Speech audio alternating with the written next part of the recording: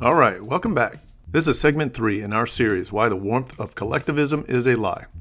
Segment 1, we dealt with the biblical framing, why Jesus isn't a socialist, and why warmth language tends to hide the mechanism of compulsion. Segment 2, we went into history with Pol Pot. What happens when a utopian collectivist dream becomes enforceable? Today, we're going to a name most people recognize, Joseph Stalin. And I'll say this up front, this segment isn't here to do shock history for clicks. This is about learning how to evaluate ideas by outcomes, not just slogans. Because collectivism rarely walks into the room saying, I want control. It walks in saying, I want to help. So, let's get into it.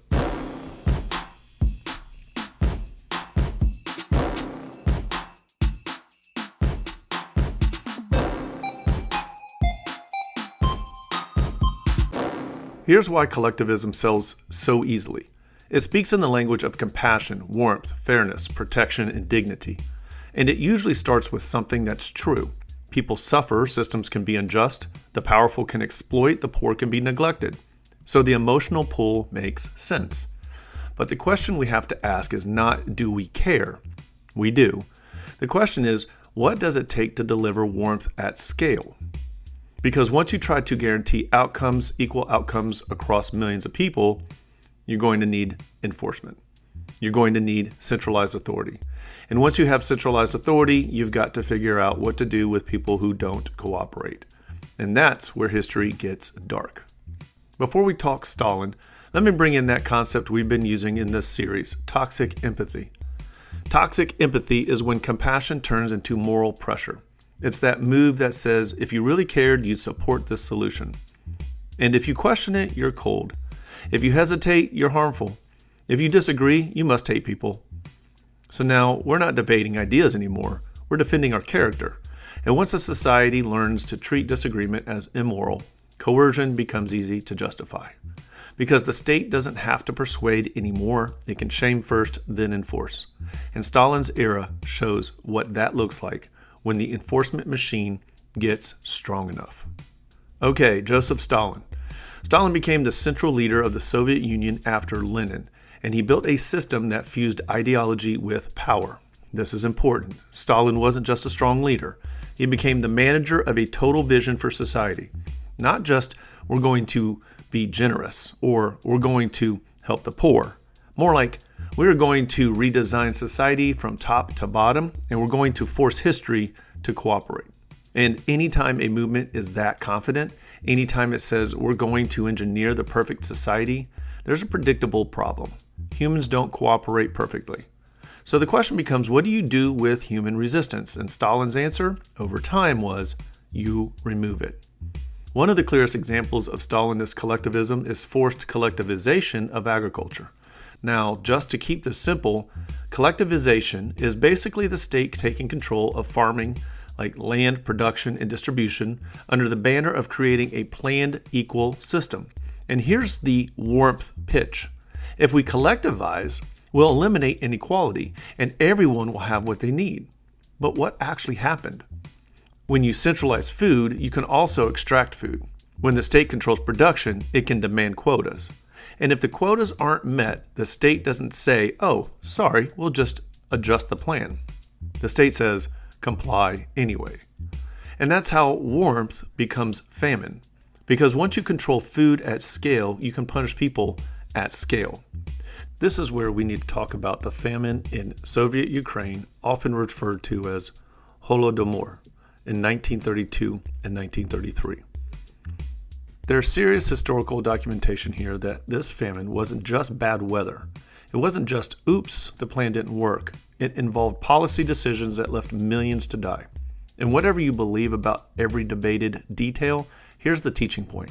If a system can accept mass starvation as an acceptable cost of the mission, that tells you the mission has become more important than the human being.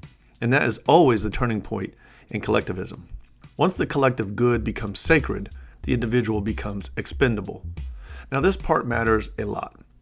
Collectivist regimes almost always create an enemy category because utopian plans fail. Reality doesn't cooperate. Outputs don't match speeches. And when that happens, the system has a choice. Admit the plan was flawed, blame enemies for sabotaging the plan. Sounds familiar, right? Power tends to pick option 2. So you start hearing phrases like enemies of the people, counter-revolutionaries, saboteurs, traitors, extremists. And once you've got enemies, you've got justification for censorship, for arrest, and for violence. This is one of the reasons I keep bringing up toxic empathy in this series, because when a culture is trained to believe disagreement is harm, then silencing dissent starts to feel compassionate. Look, we have to stop these harmful people. That's how you get from we care to we control to we eliminate. Again, the same theme. Stalin's era includes what's often called the Great Terror in the late 1930s. And this is one of those moments in history where you realize something terrifying. Killing becomes administrative. There were orders, quotas, categories, like human life was paperwork. And when a regime reaches that level, it's no longer reacting to threats. It's using fear as a tool of control. That's not warmth, that's domination. And then there's the Gulag system, the labor camps and prisons that functioned as a massive machine for repression and forced labor. At its height, millions were imprisoned in that system. And I want you to notice what that says about the collectivist dream in practice. If your warm society requires mass imprisonment to run, then whatever it is, it's not warmth. You can't build human flourishing by treating human beings as raw material. Here's something Stalin shows us that's easy to miss. Collectivism doesn't just want control of resources. It tends to want control of truth. Because when the mission is ultimate, truth becomes negotiable. History gets rewritten, numbers get massaged, confessions get manufactured, language gets policed. Fear becomes the glue that holds society together. And again, I'm not saying we're already there. I'm saying the pattern is consistent. When power becomes sacred, truth becomes expendable. Let me say this carefully. This segment is not saying every policy designed to help the poor is Stalinism. That's lazy, again, like I've said before. This segment is saying when collectivism becomes a total vision, when it demands moral submission to the collective good, it reliably moves toward coercion.